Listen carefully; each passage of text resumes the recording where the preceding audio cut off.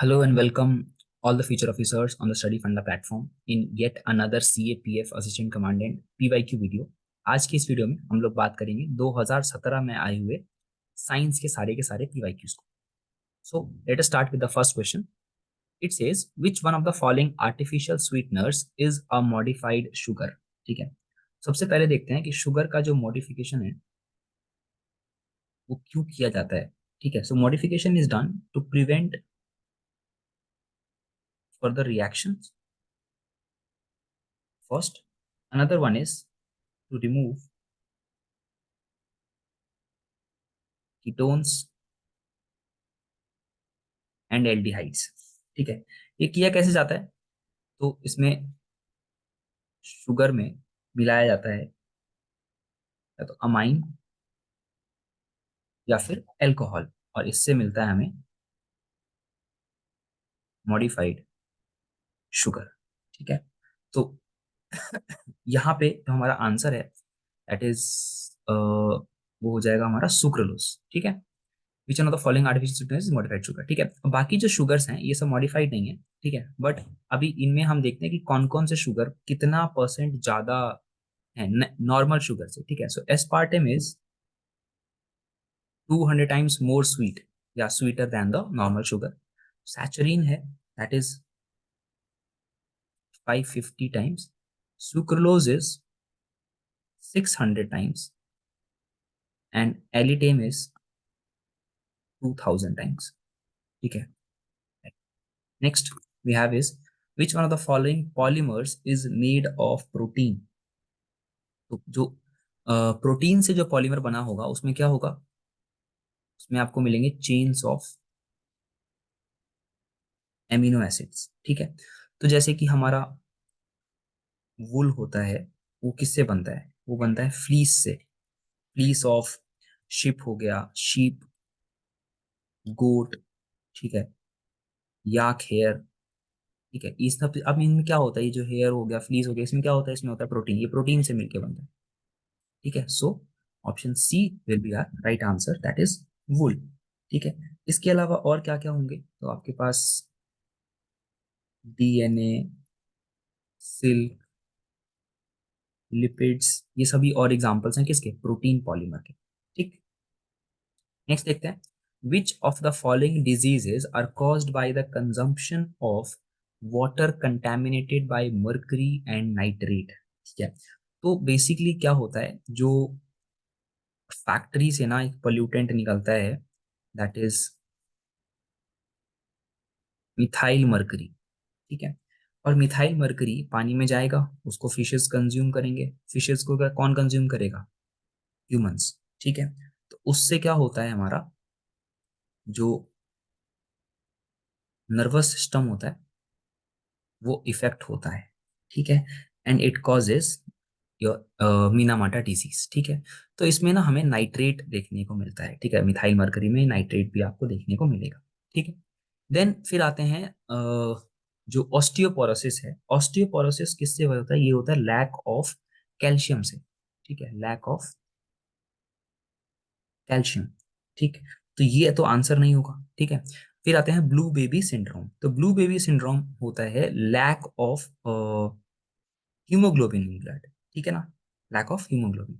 सो basically, और ये haemoglobin क्यों होता है, कम हो जाएगा बॉडी में। ठीक, तो यहाँ पे आपका आंसर हो जाएगा option C that is Minamata disease and blue berry syndrome. ठीक है ना, तो मीनामाटा डिजीज हमारा हो गया मरकरी की वजह से, एंड नाइट्रेट की वजह से हो जाएगा ब्लू बेबी सिंड्रोम। ठीक है, चलिए next we have which of the following statement, which of the following elements is present in the green pigment of the leaf.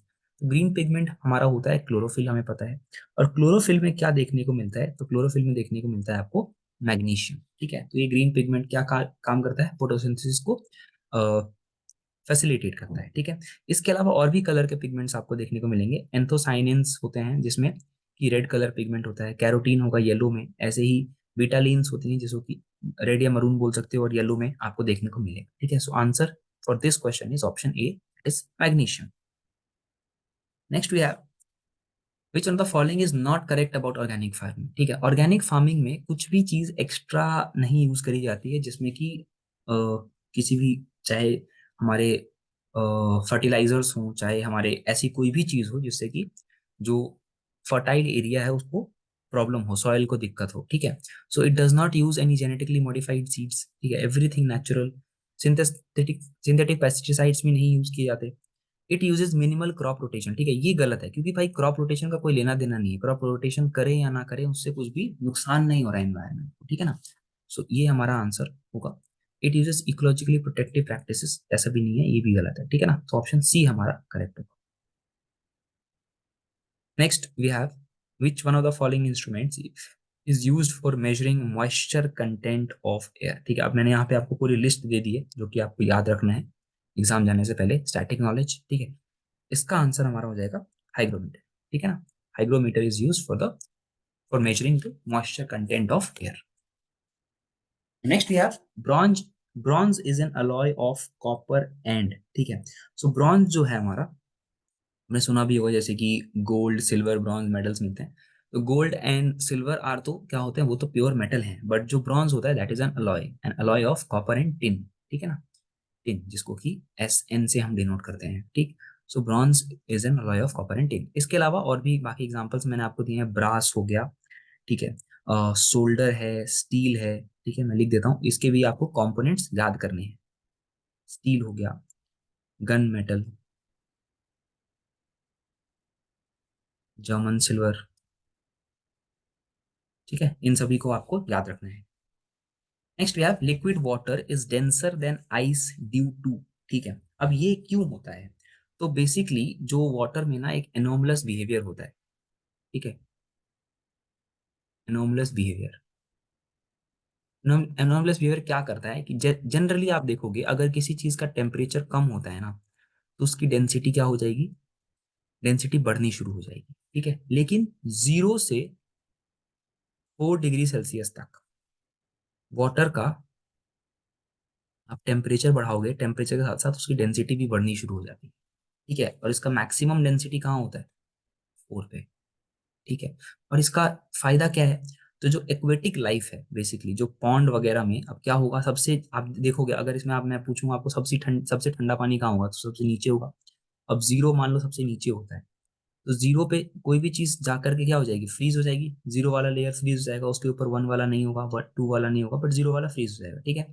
अब जैसे ही ये फ्रीज हुआ, तो क्योंकि जीरो की डेंसिटी 4 से कम है ना, 4 पे मैक्सिमम डेंसिटी है, तो जीरो पे डेंसिटी कम है, तो ये अपने आप क्या करेगा, ऊपर आ जाएगा, फ्लोट कर जाएगा। तो आप देखते हो कभी भी किसी भी वाटर बॉडी में सबसे ऊपर वाला लेयर फ्रोजन होता है, ठीक है, उसके नीचे वाले लेयर्स फ्रोजन नहीं होते हैं, ठीक है। तो इससे क्या होता है, उससे एक्वेटिक एनिमल्स जिंदा रहते हैं, ठीक। अब अगर नीचे वाले ये जमने शुरू हो जाएंगे, तो जो डीप सी एक्वेटिक एनिमल्स हैं, ठीक है, डीप सी एक्वेटिक एनिमल्स, उनकी लाइफ प्रॉब्लम में आ जाएगी, ठीक है, क्योंकि उनकी बॉडी का जो ब्लड प्रेशर होता है वो बहुत ज्यादा होता है, क्योंकि वो डीप में रहते हैं, इसलिए वो अगर ऊपर आ जाएंगे तो उनकी बॉडी फट जाएगी, बर्स्ट हो जाएंगे, ठीक है ना। तो liquid water is denser than ice, क्यों होगा ये?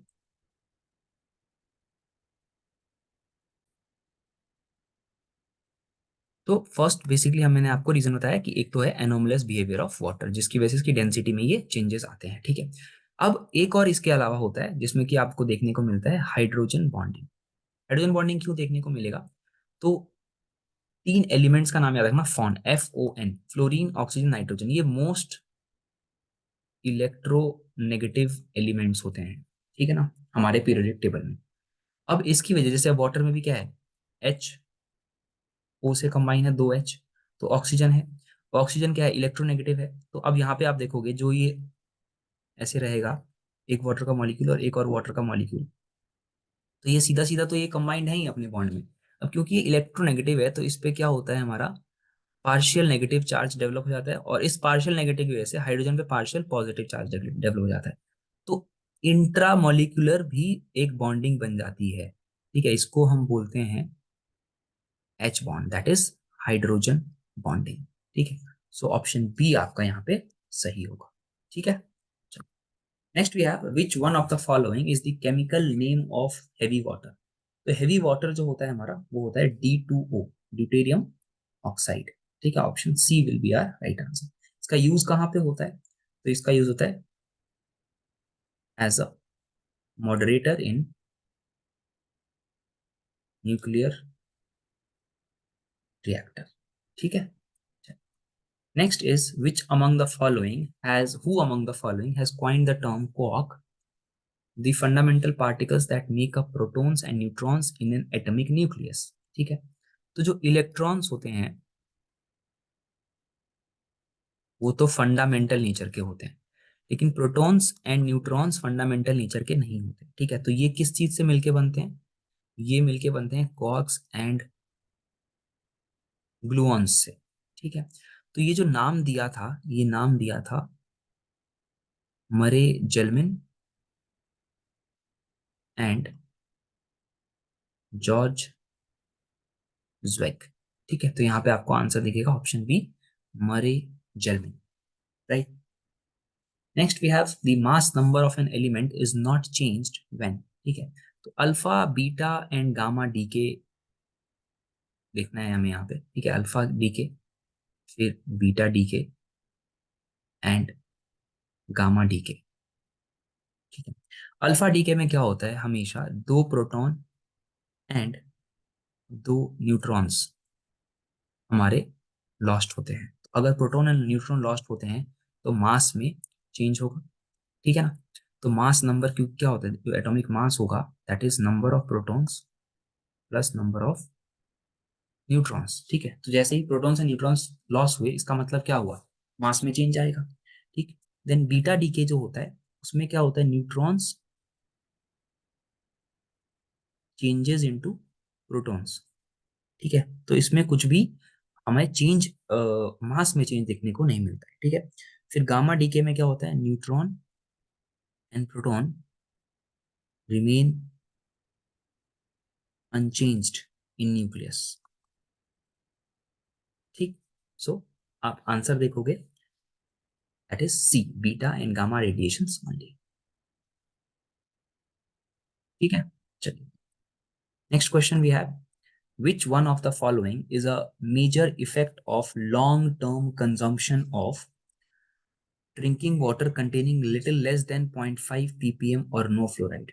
अब जो ये फ्लोराइड है ना, फ्लोराइड वैसी वाली चीज है भाई कि जैसे हम कहीं से कंडीशन में होता है ना, आगे कुआं पीछे खाई वाली चीज आती है कि भाई इसको फ्लोराइड हम कंज्यूम करें तो दिक्कत, ना करें तो दिक्कत। ठीक है।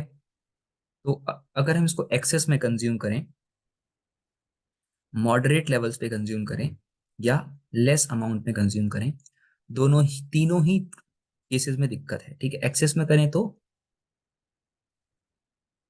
फ्लोरेसिस हो जाएगा, मॉडरेट में करें तो डेंटल प्रॉब्लम्स, और ना करें तो टूथ कैविटी डेवलप होगी। ठीक है। तो अब यहाँ पे क्या पूछा है हमसे? Long term consumption of drinking that is less consumption बोला। ठीक है। तो ऑप्शन ए हमारा सही है, it is cavity of tooth. ठीक है। चलो next is carborundum is used as an abrasive because. ठीक है। एब्रेसिव क्या होते हैं? Abrasive are those substances which are capable of polishing hard materials. ठीक है। तो अब जो हार्ड मटेरियल को पॉलिश करेगा वो भी तो हार्ड होगा। ठीक है। तो basically it is extremely hard. ठीक है। इसका फॉर्मूला होता है सिलिकॉन कार्बाइड, SiC। ठीक है। Next question we have which one of the following is not decomposed by bacterial action. ठीक है।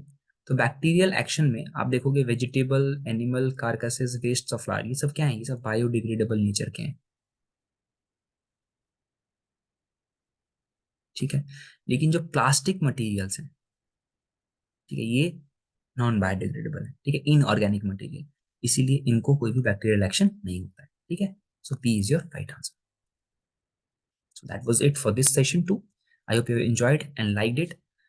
Please share your doubts in the comment section. And if you liked it, please comment and like this session. Thank you so much. I'll see you in the next one. Jai Hind.